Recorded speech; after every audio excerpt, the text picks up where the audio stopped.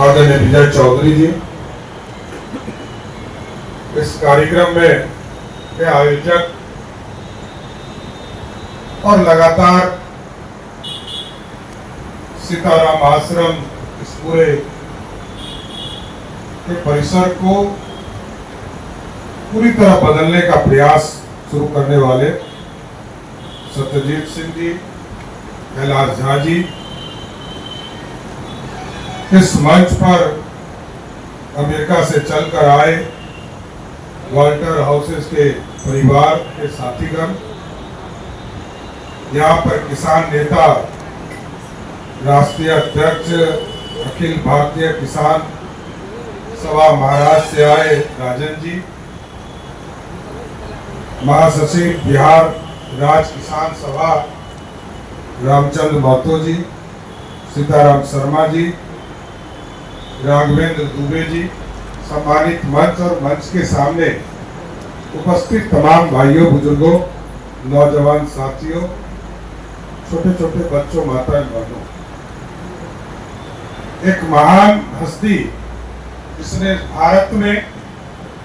किसानों के लिए संघर्ष किया और अपने घर को त्याग कर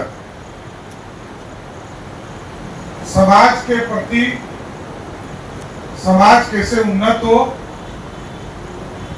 स्वयं तो वो एक धार्मिक तौर पर भगवा वस्त्र धारण कर लिए थे, लेकिन किसानों की चिंता भी एक सबसे बड़ी महत्वपूर्ण योगदान उनके जीवन में था।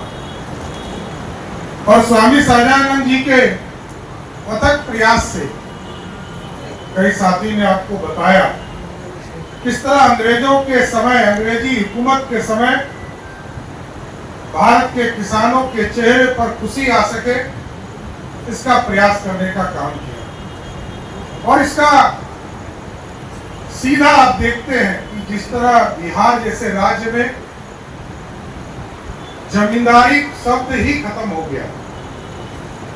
श्री बाबू के शासन काल में ही इस प्रदेश में जमींदार शब्द ही हमारे यहाँ नहीं रहा। हमारे यहाँ किसान आगे बढ़ रहे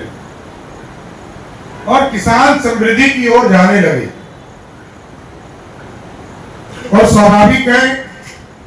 बात के कालखंड में क्या हुआ उस पर बहुत विचार नहीं करेंगे, लेकिन ये मेरा मानना है कि जिस प्रदेश में किसानों की समस्या को लेकर स्वामी सहजानंद जी ने पूरे लोगों को जागृत करने का काम किया, उत्तर प्रदेश से आकर उत्तर प्रदेश में जन्म हुआ व्यक्ति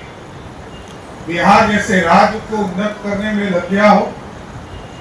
और जबकि आप स्वयं जानते हैं कि आजादी के पहले 567 रियासत में पूरा भारत बटा था, और इस भारत को जोड़ने का काम शुरू किया। उत्तर प्रदेश के गाजीपुर से चलकर आकर इस पूरे मगध के इलाके में पूरी तरह किसानों को जोड़ने का प्रयास शुरू किया और उनके चेहरे पर खुशी लाने का प्रयास किया। आप सोचिए कि उस जमाने में, आज तो कुछ समृद्धि भी है हम लोगों के बीच में, सड़क भी है, बिजली भी है, पानी भी है। उनके जो शिष्य भी हैं पिंड साहब जैसे, और सारे लोग जो यहाँ मंच पर विराजमान है, किसान सभा के सभी राष्ट्रीय प्रांतीय पदाधिकारीगण,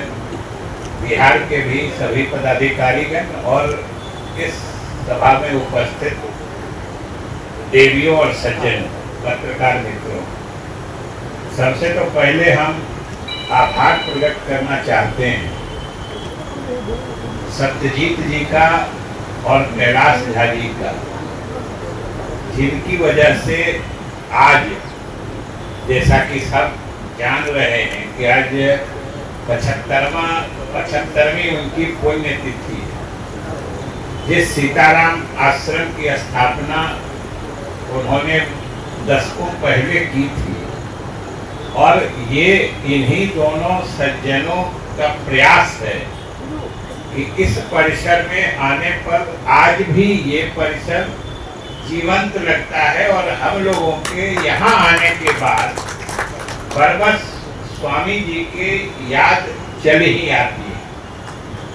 और आज हम आभार प्रकट करना नहीं भूलेंगे वाल्टर हाउजर जी के प्रति,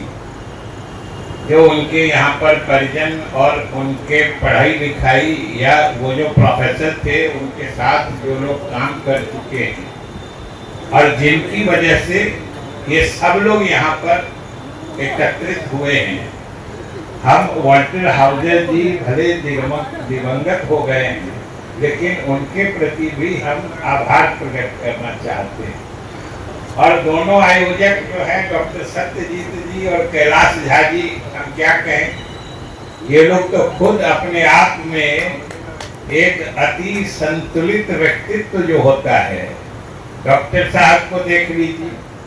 अपने पेशे में उतने ही निपुण हैं, अपने पेशे में अस्पताल प्रबंधन में भी इतने ही निपुण है, देख लीजिए रुबन हॉस्पिटल को, और